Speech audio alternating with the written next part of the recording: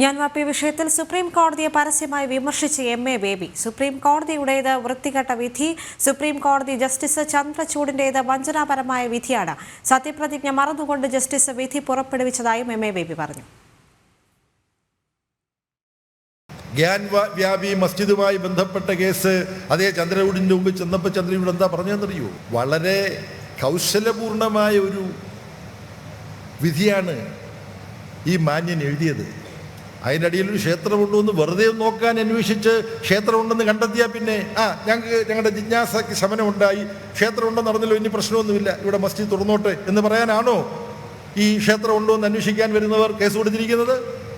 വഞ്ചനാപരമായ വിധിയാണ്. Mister justice Chandrachud, നിങ്ങൾ ഇറങ്ങിപ്പോകുന്നതിന് മുമ്പ് ഇന്ത്യയിലെ ഹിന്ദു വർഗീയവാദികൾ ഈ രാജ്യത്ത് വർഗീയ സംഘർഷങ്ങൾ സൃഷ്ടിക്കാൻ തക്കം പാർത്തുകൊണ്ട് കോടതിക്ക് മുമ്പിൽ വന്നപ്പോൾ ഭരണഘടന തൊട്ട് സത്യം ചെയ്ത നിങ്ങൾ ആ സത്യപ്രതിജ്ഞ മറന്നുകൊണ്ടുള്ള വഞ്ചനാപരമായ വിധിയാണ് പുറപ്പെടുവിച്ചിരിക്കുന്നത്.